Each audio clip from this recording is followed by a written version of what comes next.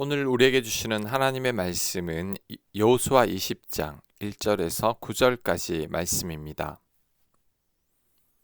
1절 여호와께서 여호수아에게 말씀하여 이르시되 이스라엘 자손에게 말하여 이르기를 내가 모세를 통하여 너희에게 말한 도피성들을 너희를 위하여 정하여 부지 중에 실수로 사람을 죽인 자를 그리로 도망하게 하라. 이는 너희를 위해 피의 보복자를 피할 곳이니라. 이 성읍들 중에 하나에 도피하는 자는 그 성읍에 들어가는 문어기에 서서 그 성읍의 장로들의 귀에 자기의 사건을 말할 것이요 그들은 그를 성읍에 받아들여 한 곳을 주어 자기들 중에 거주하게 하고 피의 보복자가 그의 뒤를 따라온다 할지라도 그들은 그 살인자를 그의 손에 내주지 말지니 이는 본래 미워함이 없이 부지 중에 그의 이웃을 죽였음이라. 그 살인자는 회중 앞에 서서 재판을 받기까지 또는 그 당시 대제사장이 죽기까지 그 성읍에 거주하다가 그 후에 그 살인자는 그 성읍 곧 자기가 도망하여 나온 자기 성읍 자기 집으로 돌아갈지니라 하라 하시니라. 아멘. 이스라엘 백성들이 가나안 정복 전쟁을 다 마치고 땅 분배를 모두 끝냈을 때 하나님께서 여호수아에게 도피성을 만들라는 지시를 하셨습니다. 도피성은 문자 그대로 도망하여 피하는 성입니다. 그러면 누구를 위한 도피성인가? 자, 3절 말씀처럼 부지 중에 실수로 사람을 죽인 자를 위한 도피성입니다. 예를 들면 나무를 하다가 도끼날이 빠져 옆 사람을 죽게 했다거나 돌을 치우려고 던졌는데 지나가던 사람이 맞아 죽는 것과 같은 전혀 의도치 않은 사고를 낸 사람들을 보호하기 위한 제도입니다. 이러한 도피성이 주는 교훈이 뭘까요? 무분별한 보복을 막기 위함입니다. 고대 사회는 눈에는 눈, 이에는 이라는 보복의 법칙이 있었습니다. 누군가의 실수로 내 가족이 죽으면 유가족들은 가해자를 찾아가 보복했었습니다. 그러면 가해자의 가족이 또 원망을 품고 보복하는 악순환이 일어났던 거죠. 하나님은 이런 보복의 사슬을 끊고 생명을 보존하기 위해 도피성을 만든 겁니다. 하지만 그렇다고 해서 도피성으로 피한 자들만을 위한 도피성은 아닙니다. 실수로 사람을 죽인 자는 일평생 도피성에서만 살아야 했고 대제사장이 죽기까지 그곳을 떠날 수 없었습니다. 일평생 자신이 살던 정든 고향과 사랑하는 가족들과 헤어져서 낯선 성읍에 갇혀 지내야 하는 것입니다. 만약 답답하다고 성 밖으로 나가면 그는 보호받지 못하고 죽임을 당할 수 있었습니다. 이것은 비록 실수로 사람을 죽였다고 할지라도 누군가에게 피해를 입혔다면 그에 상응하는 책임을 져야 한다는 것을 의미합니다. 내가 고의로 그런 게 아니지 않은가, 실수인데 왜 이렇게까지 하는가라고 큰소리치지 못하게 한 거죠. 상대방은 생명을 잃었기 때문에 그 아픔에 대한 책임을 져야 한다는 것입니다. 자, 이것을 우리들에게도 적용할 수 있습니다. 우리들은 살아가면서 수많은 실수를 범하죠. 때로는 말실수로 상처를 주기도 하고 부주의함으로 누군가에게 손해를 끼치기도 합니다. 그때 고의가 아니었다고 책임을 회피하려고 해서는 안 됩니다. 그것은 그리스도인의 태도가 아니죠. 비록 나의 실수였다고 할지라도 나로 인해 누군가 아파하고 상처를 받는다면 진심으로 사과하고 책임지는 모습을 보여야 합니다. 변명하기보다 책임지는 모습을 보여야 합니다. 이런 삶이 참 그리스도인의 모습이죠. 자, 그다음 실수로 살인한 자가 도피성에 도착하면 가장 먼저 해야 할 일이 있습니다. 성읍 문어기에 서서 장로들에게 자신의 살인을 말하는 겁니다. 제가 이러이러한 실수로 사람을 죽이게 되었습니다 라고 자신의 허물을 숨김없이 고백해야 성 안으로 들어갈 수 있었습니다. 그리고 그는 그때 당시에 대제사장이 죽기까지 도피성을 떠날 수 없었습니다. 대제사장이 죽지 않으면 평생 도피성에 살아야 했습니다. 여기서 대제사장의 죽음은 아주 중요한 의미를 가집니다. 대제사장의 죽음은 도피성에 있던 모든 살인자의 죄와 허물이 사함을 받고 비로소 자유의 몸이 되는 것을 의미하기 때문이죠.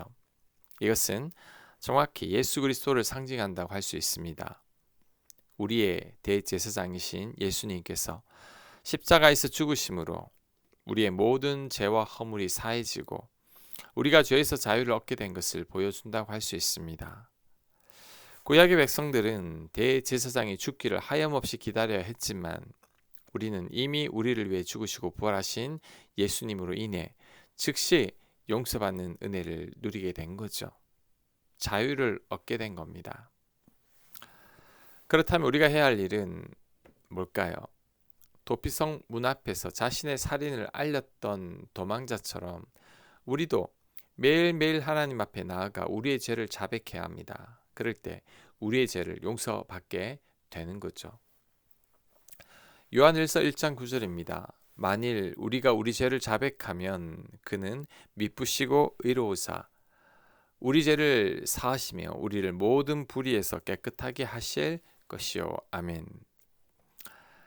자, 하루를 마무리하는 저녁 시간 혹은 하루를 시작하는 아침에 알게 모르게 지은 나의 죄와 숨겨둔 허물을 하나님께 다 아뢰야 합니다.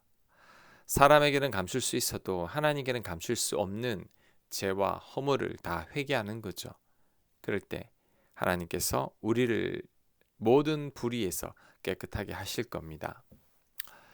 신약 시대가 구약 시대보다 좋은 것은 우리는 기다리지 않아도 된다는 거죠.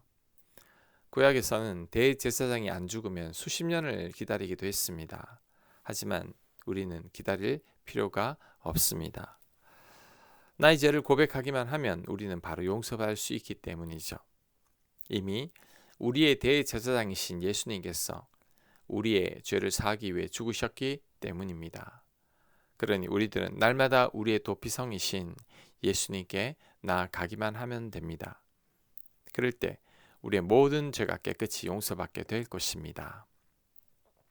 7절 이에 그들이 납달리의 산지 갈릴리 게데스와 에브라임 산지의 세겜과 유다 산지의 기랏 아르바 곧 헤브론과 여리고 동쪽 요단 저쪽 르우벤 지파 중에서 평지 광야의 벳셀과 갓 지파 중에서 길랏 라목과 므낫세 지파 중에서 바산 골란을 구별하였으니 이는 곧 이스라엘 모든 자손과 그들 중에 거류하는 거류민을 위하여 선정된 성읍들로서 누구든지 부지 중에 살인한 자가 그리로 도망하여 그가 회중 앞에 설 때까지 피해 보복자의 손에 죽지 아니하게 하기 위함이라. 아멘.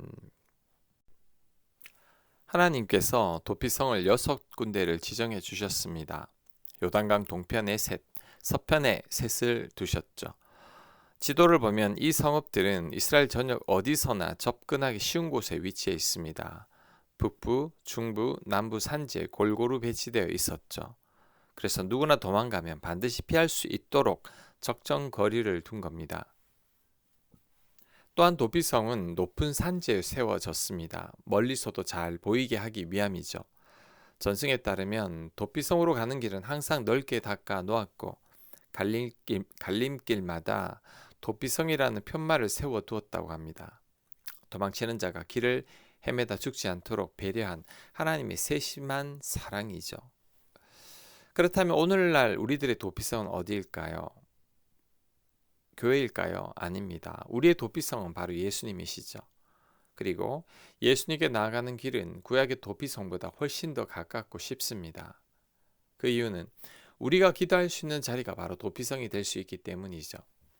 예수님은 십자가라는 높은 곳에 달리셔서 누구든지 고개를 들어 주님을 바라보기만 하면 살 수 있게 하셨습니다. 시간의 제약도 거리의 제약도 없습니다. 마음만 먹으면 즉시 주님의 품으로 피할 수 있습니다. 지금 우리가 서 있는 그 자리에서 무릎을 꿇으면 되죠. 운전하다가도 설거지를 하다가도 업무 중에도 마음이 무겁고 죄책감이 들 때 즉시 마음의 도피성이신 예수님께로 나아가기만 하면 됩니다. 그럴 때 우리의 모든 죄를 예수님께서 용서해 주실 겁니다. 하나님은 연약하고 실수하고 넘어질 수밖에 없는 우리들을 위해 도피성을 예비하셨습니다. 그 도피성이 바로 예수님이시죠. 우리들은 우리의 허물과 아픔을 가지고 우리의 도피성이신 예수님 품으로 들어가기만 하면 됩니다. 그럴 때 용서하시는 주님을 깊이 만나게 될 것입니다. 아멘.